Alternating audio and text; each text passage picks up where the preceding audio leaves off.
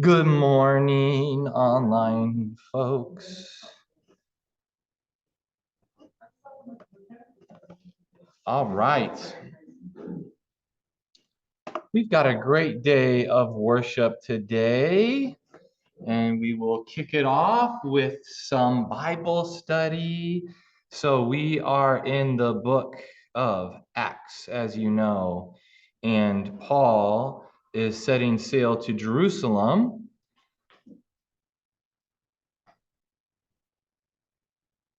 Let's see, I think this is, here we go. So he had just wrapped up verse 15.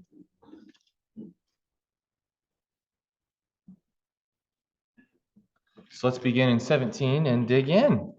If you're online, feel free to ask anything in the chat. We've got that open.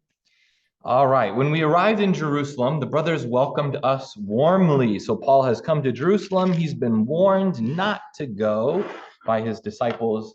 Just like Jesus, they've heard rumors that those folks in Jerusalem are attempting to arrest him. And so he goes to Jerusalem anyway. The brothers welcomed us warmly. The next day, Paul went with us to visit James, and all the elders were present.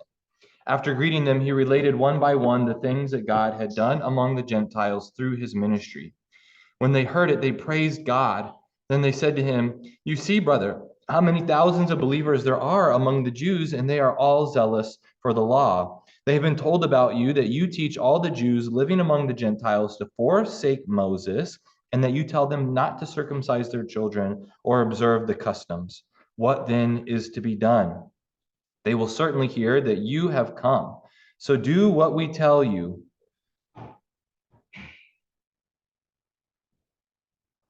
We have 4 men who are under a vow. Join these men, go through the rite of purification with them, and pay for the shaving of their heads.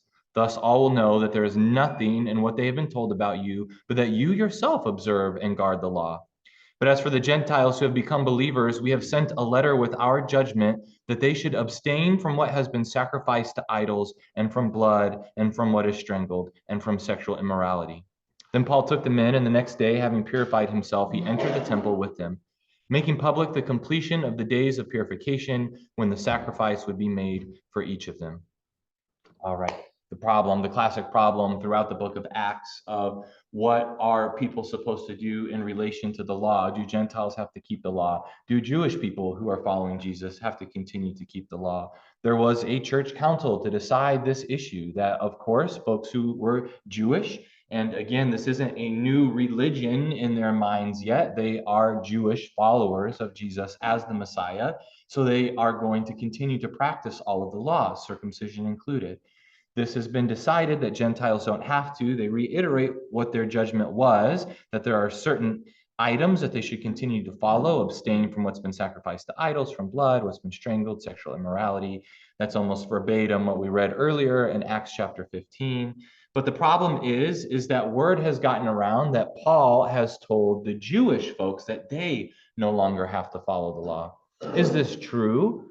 Not probably in the way that people have heard it. So we've got a classic case of rumors, the rumor mill, that what Paul has taught has been warped and has gotten back to the Jerusalem community in a way that he wouldn't have taught. He probably would have said certain teachings that are not too off base here, because remember, he is telling people that following the law is not the path to salvation, that he himself has lived his entire life attempting to uphold the law in its entirety and has failed to do so. And so he counts all of that as loss, as rubbish, compared to knowing Christ and following Christ. And so he's probably taught something like that, that the law is not the means by which people are saved, but instead it is through Jesus. And so that teaching has now come to the folks in Jerusalem that Paul thinks Jews shouldn't follow the law anymore. And so we saw earlier how he was willing to do whatever it took to kind of make himself appease the folks who were upset with him. And he's doing that again here. They say, look, we've got these people who are under a vow. They're going to shave their heads for this vow. You should go through the rite of purification with them, show them that you still uphold the law as well. And so he does. And so he stays with them until the sacrifices that are made to end this particular rite of purification. Questions, comments? Yeah, Carol Lee? So when you say, or when the passage says laws, this isn't a governmental law, it's a law within. Yeah, absolutely. Yes, these are the Hebrew laws of the religious community, of which there are over 600 that have been enumerated through the years. Yeah. I don't think that he himself asked for people even to forsake Moses. I don't think he would have ever used that kind of not word, because it elicits a lot of reactive behavior. You are or you are not forsaking someone who's a prophet, who's your leader, even though it's well past. So I don't think he would have said those words. Yeah. But being told that he had kind of indicated a very strong turn out away from those laws. Yeah. But Yeah. not forsaking. Yeah, that's a great point. Donna says that it seems really strange that Paul would ever say something to the effect of forsaking Moses, a prophet well esteemed within the community. And so, yeah, we don't know for sure, but this definitely seems like, why would he do that? And it's possible that Moses here is a stand-in for the law. So rather than Moses himself, Moses refers to the law. But I think that's a really great point. Yeah, that why would pull that out from people because they'd be so reactive. yeah. You're right. And we've mentioned many times he's a trained rhetorician. He knows how to appeal to people. It seems unlikely that he would say something so incendiary. One more question. How Yeah. does he purify himself to go as an example into the temple? What does that really mean besides shaving his head, right? So that is a great question. Not all rites of purification involve shaving of heads. So we saw this a couple chapters ago where folks were shaving their heads because of a vow that they had made. And so it's the fulfillment of that vow for those four men that would have led to them shaving their heads. I doubt Paul is shaving their heads here. He's paying for these folks the whatever temple tax was involved in getting their heads shaved. So he's paying for it, supporting them, and going through his own rite of purification, which probably would have involved a mikvah bath, would have involved sacrifices. So each particular sin had different stipulations for what would be sacrificed. Different religious holidays had different stipulations for what would be sacrificed. So hard to know exactly what sacrifice he's making, but he's doing the sacrifices.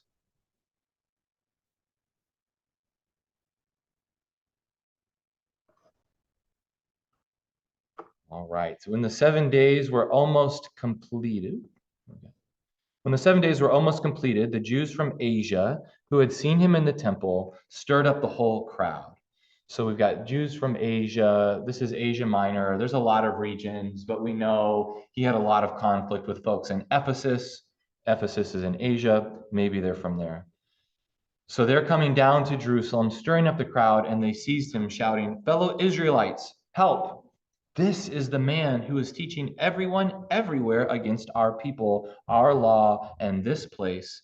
More than that, he has actually brought Greeks into the temple and has defiled this holy place." For they had previously seen Trophimus the Ephesian with him in the city, and they supposed that Paul had brought him into the temple. Then all the city was aroused, and the people rushed together. They seized Paul and dragged him out of the temple, and immediately the doors were shut. While they were trying to kill him, word came to the tribune of the cohort that all Jerusalem was in an uproar. Immediately he took soldiers and centurions and ran down to them. When they saw the tribune and the soldiers, they stopped beating Paul. Then the tribune came, arrested him, and ordered him to be bound with 2 chains. He inquired who he was and what he had done. Some in the crowd shouted one thing, some another, and as he could not learn the facts because of the uproar, he ordered him to be brought into the barracks. When Paul came to the steps, the violence of the mob was so great that he had to be carried by the soldiers. The crowd that followed kept shouting, "Away with him." All right. So he is in a 7-day purification process in which he would have been holed up in the temple space, not leaving. And so during that time, folks are coming to stir up trouble and controversy. Their charges are in part the same, that he's telling people not to follow the law of the Israelites, but they wage a second charge that he is, because of his disregard for the law, desecrating the temple by bringing a Greek into the holy place. And so the temple would have had spaces that stipulated how far someone could go depending on their identity. Those who were foreigners could not enter certain parts of the temple. Those who were women could not enter certain parts of the temple. And so he's being accused of bringing a Greek into the temple because they had seen him with an Ephesian, not a Jewish person, and they assumed that he had brought him into the temple. Text is making it very clear that this is an assumption that is possibly not based in fact. Maybe, we don't know. So the city's aroused, the people rush together, mob mentality, mob violence. They seize Paul, they drag him out of the temple, shut the doors behind him, and they are attempting to kill him when the Romans get involved. They don't want them enacting their own capital punishment here. They don't want there to be any sort of controversy. So the soldiers come, they get them to stop beating Paul. They arrest him and put him in chains. They don't really care. You know, some Jewish person, they're just trying to stop the mob. They don't really care that much about Paul. So they bind him up before they even know what he's done. And they say, what's going on here? Who's this person? What have they done? They can't gather the facts. And so they bring him to their barracks in order to fact find further. So we're told the violence of the mob is so great, they have to carry him away, shouting away with him. Again, we got allusions here to the scene of Jesus before Pontius Pilate with the crowds shouting, crucify him. Questions, comments, thoughts? Yeah, Ben? These past two passages suggest to me that the first council was not as much of a peacemaking phenomenon as we're led to believe in the earlier part of the book. This controversy is still going on about the law versus, Paul's more faith-based approach. And it's not resolved. And also, well, I think it's more in the next part where they talk about the Egyptian, but there's also all the political, controversy with, Rome being the imperial power and, the Herodians kind of selling out to Rome and these factions kind of contending for power or not, maybe retreating and whatnot. And so, he's kind of entering in the midst of this also political upheaval because this Egyptian supposedly, had like 4,000 followers. So yeah, and I think there's another, layer of debate in here because I was just thinking about this last week. Especially in this book, Paul, time and time again, he seems like he's cozying up to power. He's getting in with the people that have authority. He's appealing to his Roman citizenship, and in Asia he did this, and the thing about, it was more Peter, right? But it's Luke telling about the church, getting in with the centurions and stuff. I can see how that would impact the way that he's received by the followers, especially in Jerusalem, that are potentially probably at odds with Rome and the the Herodians. Yeah, that'd be another layer for the dispute here going on. Yeah. Great observations, Ben. So first, Ben's alluding to something we'll read in just a second here, that Paul is going to be accused or mistaken for being an insurrectionist that they had known, a particular Egyptian. And there are many insurrectionists. So just a reminder what the political climate here is that Rome is the major imperial power. The empire has control of the region. They are the military might. And so you have this small people group that so many of them want to overthrow the Roman Empire. That's why there's hopes that whatever Jewish Messiah is coming will be a military leader to help overthrow the occupation. And we have different factions within the community. And so we get references to these factions a lot. So one of the disciples is known as Simon the Zealot, and the Zealots were part of a group that wanted to violently overthrow the Roman Empire.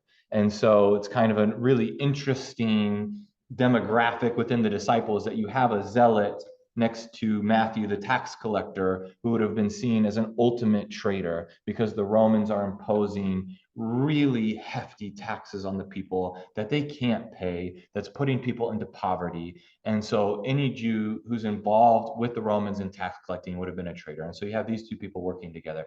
We have groups of people known as the Sicarii, which is a reference to this particular sword that they would carry. Kind of their MO is they would create sort of an uprising like this, a riot, and they would go into the riot with their swords, and as the crowds are gathered, would stab Roman centurions and kill them with their swords and get away because there's so much mob violence going on. A particular reason why the Romans were so afraid of any sort of uprising. And then you, just like in the history of the United States, have people who put themselves forward to do a revolt, an uprising, to try to overthrow Roman occupation. Some of them more successful than others.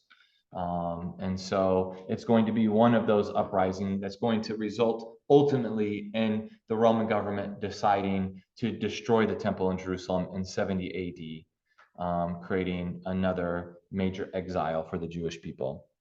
So Ben's saying we see Paul kind of cozying himself up to some of the powerful influences, both within the church, within the government. That probably does help him in some way. It probably does anger those folks who were part of factions that were trying to overthrow the Roman government. There's so much at play here, theologically, politically, that we are not getting that full picture just within Scripture. And we kind of have to piece that together historically, because we don't know necessarily all the facts, but we're able to do extra biblical research to know what's going on and to realize, wow, when all of that's at play, then there's so much more there. And so if you want to go deep into the biblical studies world, there's book after book after book that, like, if Paul was, this kind of person, then this would have influenced how he wrote his letter to the Corinthians, for example. And so you can go down a lot of those paths. This is just really interesting stuff. And so Ben, yeah, go ahead, Donna. When he was preaching that point, was he using the Greek, or was he using Roman? Or when you didn't speak any Egyptian, right? Oh, is it the next one coming up? Okay, because I'm thinking, how is he speaking to all these people and then fending off people who are about to attack him in another language? Yeah, that's a great question. It's really hard for him. It's actually really hard to know exactly which languages these folks were speaking. There's a lot of theories on that as well. Most likely, so the question is, did Jesus, for example, know Greek? Some would say no. My theory is yes, because Joseph was a carpenter, but it's not actually the kind of carpenter we think of. The word that's used is a tekton, which would have been someone who uses stone to build. And Nazareth is really close to a major Greek city named Sepphoris, which was building up during that time. So when Joseph goes to work, he's probably going to Sepphoris. Everyone there would have spoken Greek. Jesus probably learned Greek as he's growing up, going to work with his dad. They would have known Hebrew from the scrolls. Aramaic would have been the language that Palestinians, among the people would have been using. And we see Jesus speaking Aramaic in the text of the Lord's Prayer when Jesus is on the cross. And so at least those three languages. And so, yeah, that's exactly the question that's going to be asked of Paul. So just as Paul was to be brought into the barracks, he said to the tribune, "May I say something to you?" And the tribune replied, "Do you know Greek? Then you are not the Egyptian who recently stirred up a revolt and led the 4,000 assassins out into the wilderness." Paul replied, "I am a Jew from Tarsus in Cilicia, a citizen of an important city. I beg you, let me speak to the people." When he had given him permission, Paul stood on the steps and motioned to the people for silence. And when there was a great hush, he addressed them in the Hebrew language, saying, ... So we're going to see why it's important that he's a Roman citizen, because as a Roman citizen, he's entitled to a fair trial. He wasn't a Roman citizen, not entitled. And so he's going to use that to his advantage.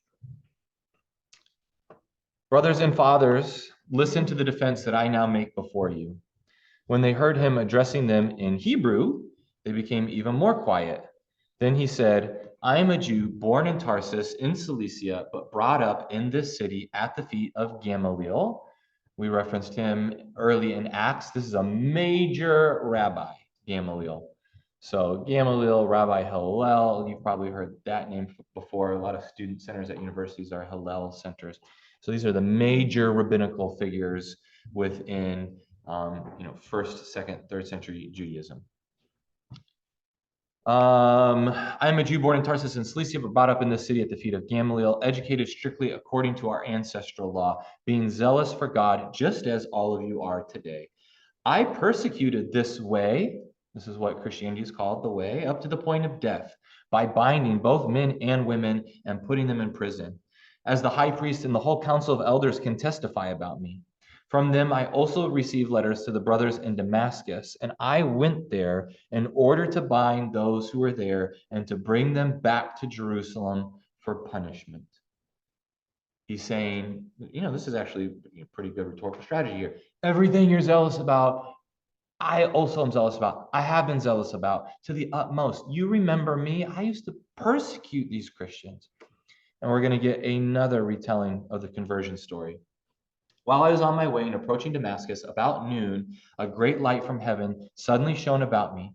I fell to the ground and heard a voice saying to me, Saul, Saul, why are you persecuting me? I answered, Who are you, Lord? Then he said to me, I am Jesus of Nazareth, whom you are persecuting.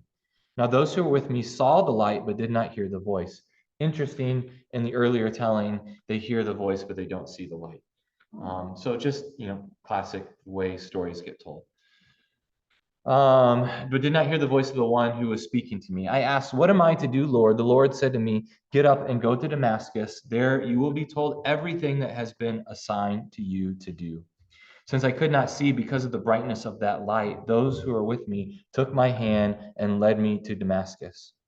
A certain Ananias, who was a devout man according to the law and well spoken of by all the Jews living there, came to me, and sitting beside me, he said, Brother Saul, regain your sight. In that very hour I regained my sight and saw him. Then he said, The God of our ancestors has chosen you to know his will, to see the righteous one, and to hear his own voice. For you will be his witness to all the world of what you have seen and heard. And now, why do you delay? Get up, be baptized, and have your sins washed away, calling on his name. Another story within Acts that gets multiple retellings to emphasize its importance, this conversion story, is major for Paul. It's his access to being part of the apostles. And so the problem here is not, it's hard to know exactly what the problem is. Are these Jews, some of whom also follow Jesus, but are upset that he's allowing Gentiles to not follow the law? Or are these Jews who have no proclivity toward Jesus who are upset at him? Hard to know. But for those in the crowd who are followers of Jesus, this is once again his opportunity to stake his claim as one among the apostles, because he has witnessed Jesus of Nazareth. And so he can give this testimony, this word about what he's experienced. And so all he's doing is giving the message he has received from Jesus, the servant of God. And so that's his mission. And so how can he be blamed for simply doing his mission? After I had returned to Jerusalem and while I was praying in the temple, I fell into a trance. This is a new vision that we haven't received or been told about before. After I had returned to Jerusalem and while I was praying in the temple, I fell into a trance and saw Jesus saying to me, Hurry and get out of Jerusalem quickly, because they will not accept your testimony about me. And I said, Lord, they themselves know that in every synagogue I imprisoned and beat those who believed in you. And while the blood of your witness Stephen was shed, I myself was standing by, approving and keeping the coats of those who killed them. Then he said to me, Go, for I will send you far away to the Gentiles. So this is his reasoning for not staying within Jerusalem. as others did, people like Peter or James, who are major figures within the Jerusalem community. So I have been told by Jesus to leave from Jerusalem and to go to the Gentiles. Up to this point, they listened to him, but then they shouted, "Away with such a fellow from the earth, for he should not be allowed to live." And while they were shouting, throwing off their cloaks, and tossing dust into the air, the tribune directed that he was to be brought into the barracks and ordered him to be examined by flogging to find out the reason for this outcry against him. Classic imperial interrogation tactics. Beat him in order to find out why these people are mad at him. But when they had tied him up with straps, Paul said to the centurion who was standing by, "Is it legal for you to flog a Roman person who is uncondemned?" When the centurion heard that, he went to the tribune and said to him, "What are you about to do? This man is a Roman." The tribune came and asked Paul, "Tell me, are you a Roman?" And he said, "Yes." The tribune answered, "It cost me a large sum of money to get my citizenship." Paul said, "But I was born a Roman." Immediately, those who were about to examine him drew back from him, and the tribune also was afraid, for he realized that Paul was a Roman and that he had bound him. Was that close to being the truth, or was he just protecting his life? This is true. He is a Roman Born citizen. Roman. Yeah, he was born a Roman citizen. Yes. And, you know, did the tribune know? Because Paul's already established his birth city, his birth site. Did he know that Paul was a Roman citizen, but was about to get away with beating him, and then he got found out, and then he was afraid? Or did he not know? But now that he's staked his claim as a Roman, the centurion and the tribune know it. They are not going to flog him anymore. All right, let's take questions, comments. I guess my question is, how does a Jew in Tarsus become a Roman citizen? Or, his parents, assuming it's through birthright. If not, if they're exempt from military service, they're probably not slaves in the household of a, Roman paterfamilias. How does it happen for him? Yeah, so how exactly does Paul become a Roman citizen? So being from, so this centurion buys his Roman citizenship, we're told, and that's part of how folks can stake that claim. So Paul's coming from a wealthy family, a well-educated family. It's, like you said, very likely that his Roman citizenship comes from somewhere higher up in his ancestry, that they had either purchased a Roman citizenship or by virtue of their standing within the community, and that's passed down to Paul. So this ties into your comment earlier. It's really interesting when you're reading the prophets that we're told as part of the biography of the prophets, whether they are coming from the people, that they are impoverished, that they're kind of a common person, or are they a professional prophet within the realms of the king? Isaiah is a professional prophet. He's around power all the time. So you're great point to observe that Paul's around power all the time, where he came from, what his education was. So that's most likely the source of his Roman citizenship.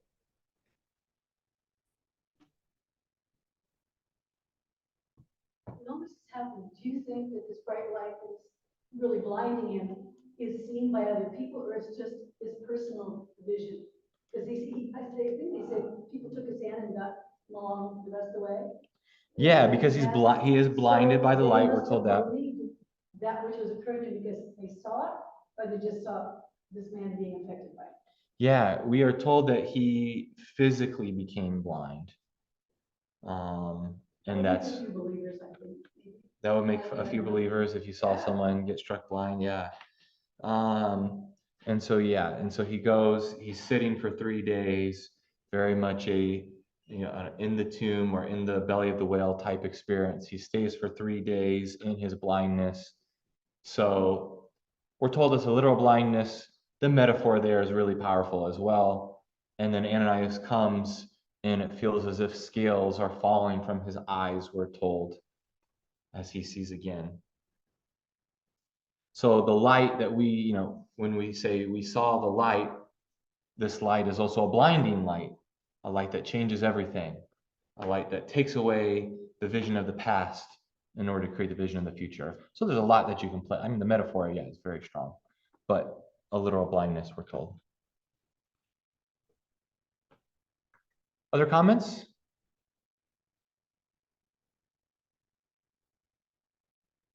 All right. Since he wanted to find out what Paul was being accused of by the Jews, they still don't know. They can't figure this out. They're about to beat the guy. They don't know what's going on. So the next day he releases him and he orders the chief priests and the entire council to meet. The Roman government had that right to call for a gathering of the Jewish Sanhedrin. He brought Paul down and had him stand before them.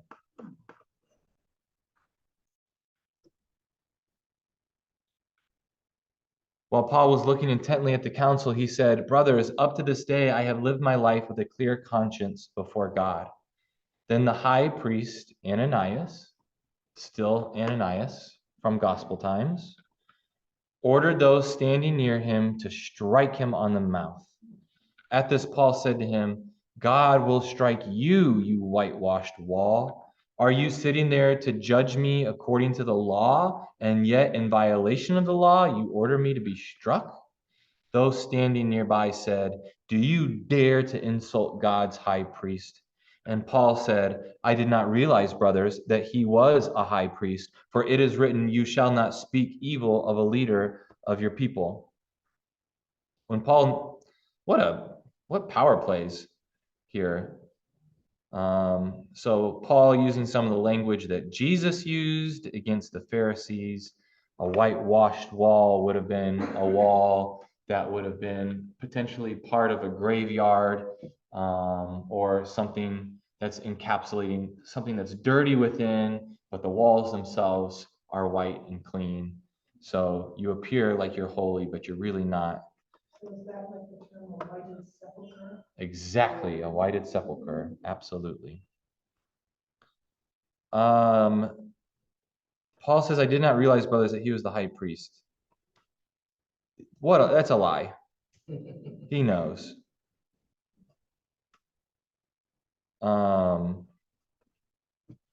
Is he saying that I don't consider you a high priest because of your behavior and your sins? Is he trying to play dumb? He definitely knows that Ananias is the high priest.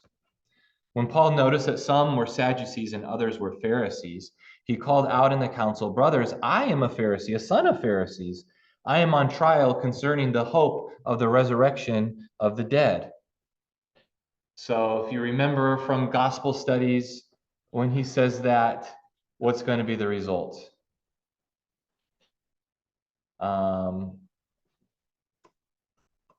So he notices there's some Sadducees, there's some Pharisees.